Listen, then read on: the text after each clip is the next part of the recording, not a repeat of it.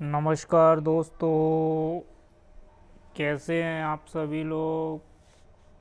मैं आशा करता हूं कि आप सभी लोग बहुत ही अच्छे होंगे।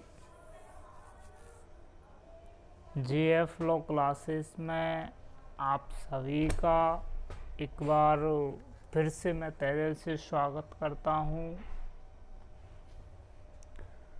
जुड़ जाइए हमारे जेएफ लॉ क्लासेस पर, जो आप सभी के लिए आईपीसी के निःशुल्क वीडियो लेक्चर उपलब्ध कराए जा रहे हैं। तो आईपीसी के वीडियो लेक्चरों को सुनना ना भूलें, जो आप सभी के लिए बहुत ही उपयोगी होंगे। ऐसा नहीं है कि जो न्यायिक परीक्षाओं की तैयारी कर रहे हैं केवल उन्हीं लोगों के लिए उपयोगी हैं यह, बल्कि यह उन हर व्यक्ति या हर आम व्यक्ति के लिए भी उपयोगी है, क्योंकि कानून का ज्ञान सभी को होना आवश्यक है। तो यह वीडियो सभी लोगों के लिए बहुत ही उपयोगी है। आपको किसी भी वीडियो को जब आप देख रहे हैं तो आपको वीडियो को बीच में ही छोड़ के नहीं जाना है। आपको वीडियो को लास्ट तक ज़रूर देखना है, सारा वीडियो को देखना है, जिससे क्या होगा कि आपको जो वीडियो देख रहे हैं वो पूर्ण तरीके से समझ में आ जाएगा। और जब आप किसी भी वीडियो को स्टार्ट कर रहे हैं तो उस वीडियो को स्टार्ट करने से पहले आपको कुछ चीज़ों को या कुछ बातों को ध्यान में रखना आवश्यक है। जिस प्रकार की हेडफोन लगाए बगैर वीडियो को नहीं सुनना है, पेन कॉपी बेयर एक्ट लेकर ही बैठें। इससे क्या होगा कि मैं जो आपको महत्वपूर्ण फैक्ट बताऊंगा या महत्वपूर्ण बात बताऊंगा उस बात को आपको नोट करना है, जिससे आपकी वो लंबे समय तक याद रखने के लिए आपके लिए उपयोगी होगी। तो चलिए, आज का जो टॉपिक है, एक ऐसे टॉपिक के बारे में बात करेंगे जिस तरह हमने आपको पिछले वीडियो में वादा किया था कि मैंने आपको एक अध्याय 10 आईपीसी का पढ़ाया था। उसमें आपको मैंने संक्षिप्त में अध्याय 10 को पढ़ाया था और आपकी समझ में आ गया होगा। और मैंने आपसे कहा था कि आपको मैं यह वीडियो या जो अध्याय 10 है उसको मैं 3 वीडियो लेक्चर में लेके जाऊंगा, जो आप सभी के लिए बहुत ही उपयोगी होगा और जो आपको लंबे समय तक याद रहेगा। संक्षिप्त में मैंने आपको इसको बताया था और आप लोगों ने सुना होगा, वीडियो आपकी समझ में भी आ गया होगा। अब क्या है, हमको इसको डिटेल में पढ़ना है। किसको? अध्याय 10 को। तो अध्याय 10 को चलिए आज से हम एक लेक्चर आज और एक फिर कभी मैं अपलोड करूँगा, तो 2 लेक्चरों में अध्याय 10 को समाप्त करने की कोशिश करूँगा। तो मैंने आपको बताया कि अध्याय 10 के जो प्रावधान हैं, यानी चैप्टर नंबर 10 है जो, वो 172 से लेके 190 तक प्रावधान किए गए। ये जो प्रावधान है हमारे, वो किसके संबंध में बताए गए हैं? तो वो बताए गए हमारे लोक सेवकों के विधिपूर्ण प्राधिकार की अवमानना करना। किसकी? लोक सेवकों की। किसकी कर रहे हैं हम? लोक सेवकों के विधिपूर्ण प्राधिकार की अवमानना करना, यानी लोक सेवकों की बात नहीं मान रहे हैं। ये हमारे अध्याय नंबर 10 में बताया गया है। तो हम एक एक से पढ़ेंगे कि किस सेक्शन में क्या बताया गया है और ये हमको समझ में आ जाएगा। तो आज की क्लास को हम स्टार्ट करते हैं।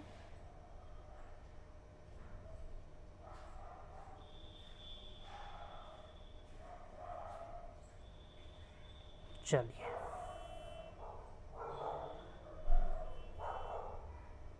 अध्याय जो 10 है उसके 5 आपको मैंने कल कॉलम बनवाए हुए थे। तो आज हम पहले वाले कॉलम के बारे में बात करते हैं। कॉलम नंबर 1 और कॉलम नंबर, आज इसके बारे में बात करें। देखिए, इस कॉलम में हमने सेक्शन पढ़े थे 172, 173, 174 और 175। तो 172 सीधी सी बात बता रहा था कि कोई व्यक्ति इसमें क्या हो रहा था? फरार हो रहा था। क्या हो रहा था? फरार हो रहा था। कब?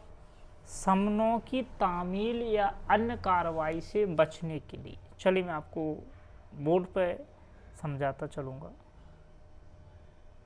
चलिए, आज हम 172 के बारे में बात करते हैं।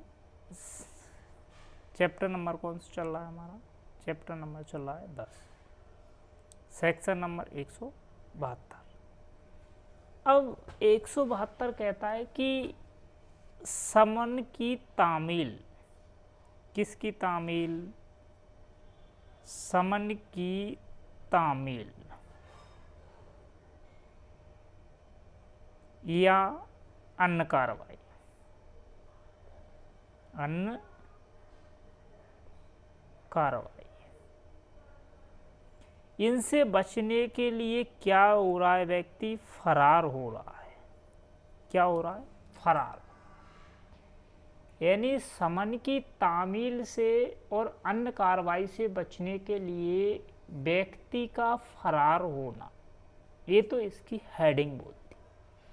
चलिए, इसके अंदर क्या बताया गया उसके बारे में बात करूँगा। अब आपको ये समझ में आ रहा होगा इसके बारे में कि जो समन की तामील है, तो तामील कौन निकाल रहा है?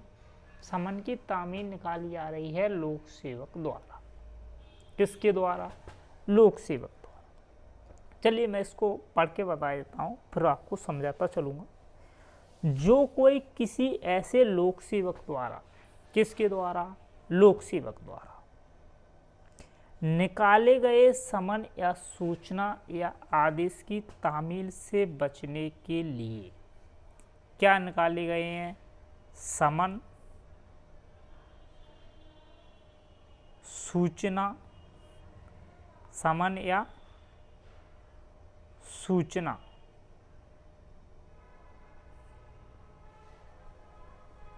समन या क्या क्या निकाले गए? चलिए मैं देखते हैं। समन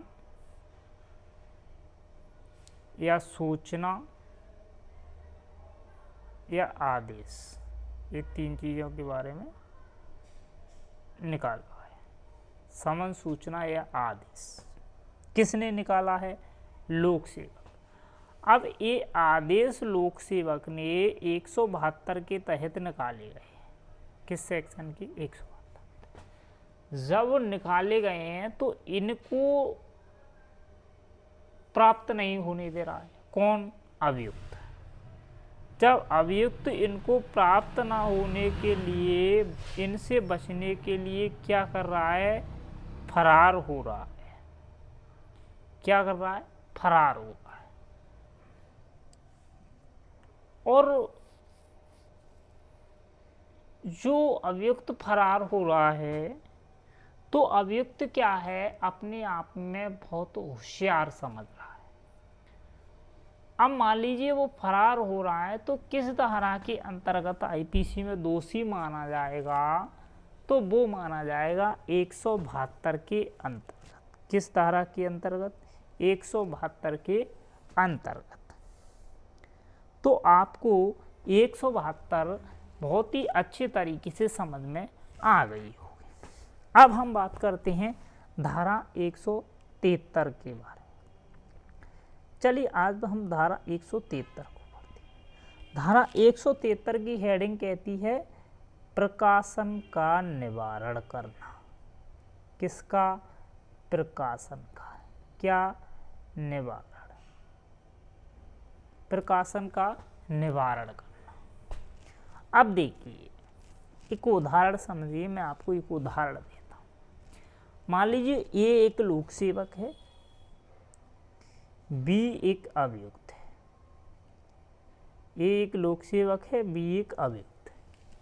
अब लोक सेवक क्या कर रहा है? समन की तामील निकाल रहा है या अन्य कार्रवाई कर रहा है। अब समन की तामील में मैंने अभी आपको 172 में पढ़ा, समन आदेश, समन आदेश या सूचना, समन आदेश या सूचना, ये चीजें निकाल रहा है कौन? लोक सेवक। लोक सेवक कौन है यहाँ पर? ए है। अब ये लोक सेवक द्वारा ये समन की तामील निकाली जाती है या सूचना दी जाती है, तो इन चीज़ों को निकालने के लिए यानी इनको मना करने के लिए जो अभियुक्त है वह रोकता है। किसको? लोक सेवक को, कि इनका प्रकाशन ना हो। तो वहीं पर रोक दिखता है लोक सेवक के पास। तो ये जो लोक सेवक को वो रोकता है, तो यह रुकावट का काम करता है, यानी प्रकाशन का निवारण नहीं होने देता, यानी प्रकाशन को वहीं पर रोक देता है। तो जो बी है, बी 173 के अंतर्गत दोषी माना जाएगा। चलिए मैं इसको आपको पढ़ के बता देता हूँ। समन की तामील या अन्य कार्रवाई से बचने के लिए। किससे? समन की तामील या अन्य कार्रवाई से बचने के लिए या उसके प्रकाशन का निवारण करना। ठीक है। जो कोई किसी लोक सेवक द्वारा या उसके उस लोक सेवक के नाते कोई समन सूचना समन निकाल रहा है, सूचना निकाल रहा है या फिर आदेश निकाल रहा है, तो उसके आदेश को निकालने से के लिए उसको वहीं पर रोक रहा है। कौन रोक रहा है? अभियुक्त। तो 173 के अंतर्गत दोषी ही माना जाएगा। आपको इसके देखो, मैं आपको बता दूं, इसके पनिशमेंट नहीं पढ़ना है, आपको ओनली इतना पढ़ना है कि सेक्शन क्या कह रहा है। आपको आईपीसी में बहुत सारे पनिशमेंट दिए गए हैं, आप सभी पनिशमेंट को याद नहीं कर सकते हैं। अब आपको मैं 174 की ओर लेके चलता हूँ। चलिए अब हम पढ़ते हैं धारा नंबर 174। अभी आपको मैंने धारा 172 पढ़ाया, अब मैं आपको 174 पढ़ाऊँगा। देखिए 172 और 174 में अंतर समझना। अगर आप इस अंतर को समझ गए तो कभी भी आप कंफ्यूज नहीं होगे। आपका जो न्यायिक परीक्षाओं में या जुडिशरी एग्जामिनेशन में कभी भी यह आंसर गलत नहीं होगा। इसमें आपको मैंने एक कीवर्ड बताया, फरार होना। इसमें क्या पढ़ा है? फरार होना। इसमें एक कीवर्ड आता है गैर हाजिर रहना। इन दोनों के मतलब क्या है? कैसे हम माने कि एक व्यक्ति गैर हाजिर रहा है, एक व्यक्ति फरार हुआ? कौन कौन सी परिस्थितियां बनती हैं जिसमें हम समझ ले कि हाजिर हुआ है या फरार हुआ है? यानी धारा 172 के तहत दोषी माना जाए या फिर धारा 174 के अंतर्गत दोषी माना जाए। तो ये स्थिति बनती है। तो आपको सिर्फ एक ही चीज देखना है, समन हो गया है या नहीं हो गया है, समन हुआ है या नहीं हुआ है, इस चीज को आपको देखना है। यदि समन या आदेश या सूचना नहीं हुई है या नहीं पहुंच पाई है, या उसके पहुंचने से बचने के लिए यदि कोई व्यक्ति अपने घर पर उपस्थित नहीं है, तो वह फरार हो जाता है। मान लीजिए उस व्यक्ति को समन या तामील या आदेश मिल गया है, उस समन या समन की जो तामील है, आदेश है या सूचना के मिलने के पश्चात जब वह व्यक्ति जहां उसको बुलाया गया है, यानी जो समन या आदेश की तामील होती है जहां उस व्यक्ति को बुलाया जाता है, और वह व्यक्ति जिसको वो प्राप्त हो गई है, जिसके नाम पर वह निकाली गई है, और वह व्यक्ति वहां पर नहीं पहुंचता है, तो उस स्थिति में क्या किया जाएगा, व्यक्ति को गैर हाजिर माना जाएगा। अब आपकी समझ में आ गया होगा कि 174 क्या कहता है। 172 और 174 में सिर्फ इतना सा अंतर है कि 172 में समन या आदेश की तामील से बचने के लिए कार्य करता है, 174 में समन या आदेश की तामील मिल जाती है उसके बाद कार्य करता है। ध्यान रखना आपको, इसमें समन आदेश की तामील प्राप्त हो जाती है, इसमें प्राप्त नहीं होती है। ओके, तो मैं अब आपको अब मैं इसको आपको पढ़ के बताऊं कि लोक सेवक का आदेश ना मानकर गैर हाजिर रहना, यानी आदेश तो मिल गया है, उसके पश्चात भी वो क्या नहीं हो रहा है, हाजिर नहीं हो रहा है। हाजिर नहीं हो रहा है यानी उपस्थिति अपनी नहीं दे रहा है जहां पर लोक सेवक बुला रहा है। चलिए अंदर क्या है, जो कोई लोक सेवक द्वारा निकाले गए समन, सूचना या आदेश, देखना तीनों चीजें निकाली जा रही हैं हर जगह, समन, सूचना या आदेश, ये तीन चीजों को आपको ध्यान में रखना है, समन, सूचना और आदेश। अब जिसके लिए वैध रूप से, अब देखना जब कोई लोक सेवक है और समन, सूचना या आदेश निकालने के लिए वैध रूप से आबद्ध है या सक्षम है, और जब उस व्यक्ति को निश्चित स्थान या समय पर बुलाया जाता है और जिस व्यक्ति को प्राप्त हो गया है और वह व्यक्ति नहीं जाता है, तो 174 के अंतर्गत दोषी माना जाता है। तो 174 आप इस संबंध में आ गया हो। देखिए इसके दो उदाहरण भी बड़े प्यारे दिए गए, आपको दोनों उदाहरण याद होना चाहिए।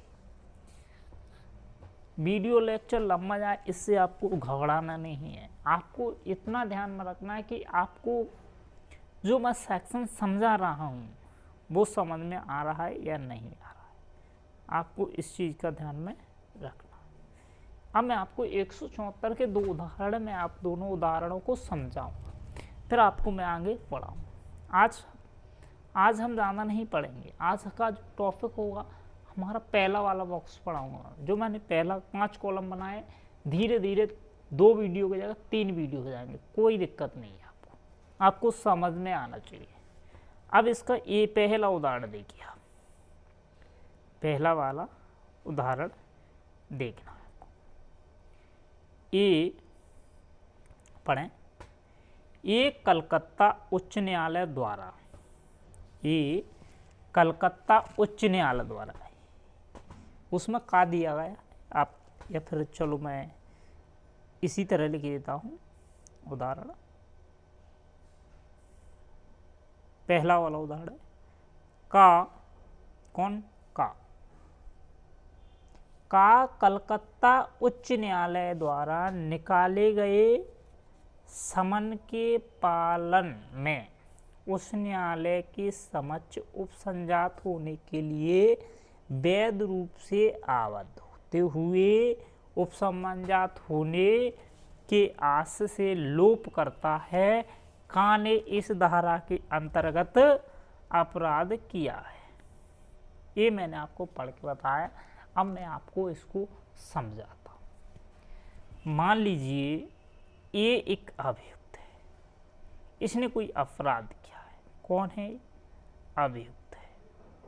कौन है? अभियुक्त है ये। बी हाई कोर्ट है। बी कौन है? High court. हाई कोर्ट ऐसे लिखे देता हूं। अब क्या हुआ, हाई कोर्ट ने कोई समन या आदेश या कोई आदेश या सूचना निकाली बी के लिए, और बी को वह सूचना प्राप्त हो गई, यानी समन की तामील प्राप्त हो गई, और बी को बुलाया कि आप इतनी तारीख को इस हाई कोर्ट में उपस्थित हो जाएं, और ये जो अभियुक्त है वह उपस्थित नहीं होता है, तो ये ने जो अपराध किया है वो धारा 174 के अंतर्गत अपराध किया है। यानी जो ये अभियुक्त को दंडनीय किया जाएगा वो 174 के अंतर्गत दंडित किया जाएगा। चलिए अब मैं आपको दूसरा वाला उदाहरण और बता देता हूँ, इसी में समझा देता हूँ, कोई दिक्कत नहीं। चलो अलग देखता हूँ। उदाहरण नंबर 2। उदाहरण नंबर 2 देखिए, पढ़ के बता देता हूँ। का एक जिला न्यायाधीश द्वारा, का कौन है? जिला न्यायाधीश। जिला न्यायाधीश मतलब डिस्ट्रिक्ट जज, डीजे, डिस्ट्रिक्ट जज। अब इनके द्वारा निकाला गया है क्या? समन। और उन्होंने कहा कि आपको उपस्थित होना है। ठीक है, किसको उपस्थित होना है? बी को। ए डीजे है, बी ने अपराध किया है, अभियुक्त कहते हैं या अपराधी कहते हैं? अभियुक्त ही कहते हैं। अपराध किया है और उसने कहा कि आपको यहाँ उपस्थित होना है, और बी उपस्थित नहीं होता है, तो उस स्थिति में 174 के अंतर्गत दोषी माना जाएगा। समझ में आ गया? अब आपको मैं आज का जो लास्ट सेक्शन है उसके बारे में आपको जिक्र करता हूँ।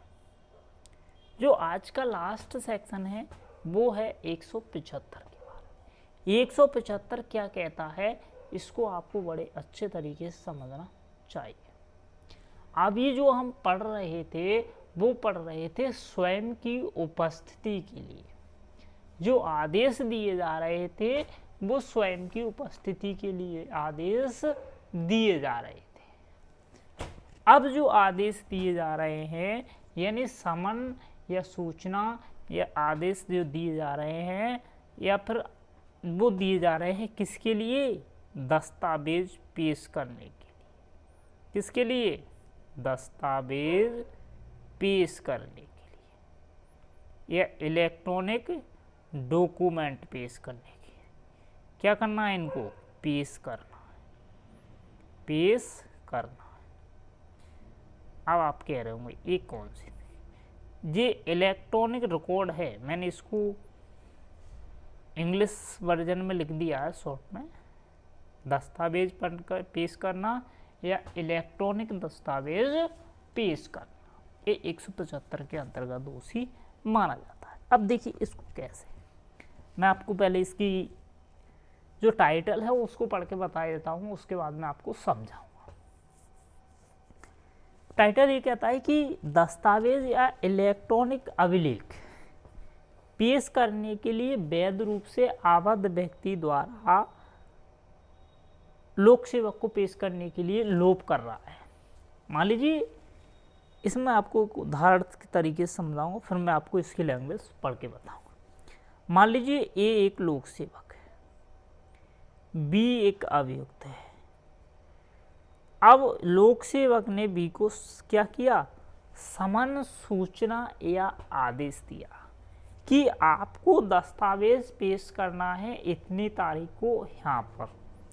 और बी जो अभियुक्त है, बी कौन है? अभियुक्त है। और ये क्या कर रहा है? उसको सूचना मिल गई, उसके बाद भी दस्तावेज पेश नहीं कर रहा है। क्या नहीं कर रहा है? पेश नहीं कर रहा है। देखिए, आप हैंड राइटिंग पर ना जाएं, क्योंकि हैंड राइटिंग मेरी बहुत ही ख़राब है। तो आप समझने पर ध्यान दें, आपको समझ में आ जाएगा। जहाँ तक मेरा, तो बी ने को क्या किया है? दस्तावेज पेश करने से लोप कर रहा है, तो बी 175 के अंतर्गत दोषी माना जाएगा। अब मैं आपको इसको अंदर पढ़ के बता देता हूँ। जो कोई लोक सेवक हो, ऐसे किसी लोक सेवक के नाते वो दस्तावेज या इलेक्ट्रॉनिक अभिलेख को पेश करने के लिए, क्या करने के लिए? पेश करना यानी दस्तावेजों को देना लोक सेवक को या प्रदत्त करने के लिए वैध रूप से आबद्ध है। कौन? बी यानी अभियुक्त, जिसके नाम पर समन निकाला गया, वो देने के लिए आबद्ध है। और वो क्या है? दस्तावेजों को पेश नहीं करता या लोप कर जाता है। लोप करना यानी लापरवाही कर जाता है, नहीं कर रहा है, तो ये 175 के अंतर्गत दोषी माना जाएगा। तो आज का जो वीडियो लेक्चर है 172 से लेके 175 तक, यानी मैंने आप सभी को 72, 73, 74, 75 यानी आज के जो वीडियो लेक्चर है उसमें 4 सेक्शनों को समझाया। और मैं आशा करता हूँ कि यह 4 सेक्शन आप सभी लोगों को बहुत ही अच्छे तरीके से, यानी बहुत ही डिटेल में समझाया, तो आप लोगों को समझ में आ गए होंगे। और यदि आपको समझ में आ गए हैं और वीडियो आपको अच्छा लगा है तो वीडियो को लाइक कर देना। और यदि समझ में नहीं आए हो या कहीं पर भी समस्या आ रही हो तो कमेंट बॉक्स में कमेंट करना कि क्या समस्या है, तो मैं उसका समस्या का समाधान करने की कोशिश करूँगा। और आप लोगों से एक बात और कहना चाहूँगा कि जो कोई नए जुड़े हुए हैं और जिन लोगों ने पुराने वीडियो लेक्चर नहीं देखे हैं, यानी जो अभी अभी आए हुए हैं, तो वो सोच रहे होंगे कि हम पुराने वीडियो लेक्चरों को कहाँ से देखें। तो मैं आप लोगों को बता देता हूँ, आपको कहीं नहीं जाना। आपको जैसे ही हमारे वीडियो लेक्चर को देख रहे हैं तो आपको JF लॉ क्लासेस पर जाना है, ये आपको सर्च मारना है। उसके बाद आप जैसे ही इस चैनल को निकाल लेते हो, उसके बाद आपको क्या करना है? इसकी प्लेलिस्ट में जाना है। इसको जैसे ही आप सर्च मारोगे तो इसकी एक प्लेलिस्ट बनी हुई है। उस प्लेलिस्ट में सारी वीडियो, पूरी IPC की वीडियो जब से हम पढ़ा रहे हैं, सारी वीडियो आपको उपलब्ध मिल जाएगी क्रमबद्ध तरीके से। तो आपको कहीं भी जाने की ज़रूरत नहीं है, देखते रहिए हमारे JF लॉ क्लासेस पर, और आगे भी इसी तरह वीडियो आपको मिलती रहेंगी। आज का वीडियो यहीं पर समाप्त करते हैं। आप सभी लोगों ने हमारे वीडियो को पूरा देखा, इसके लिए आपको बहुत बहुत धन्यवाद।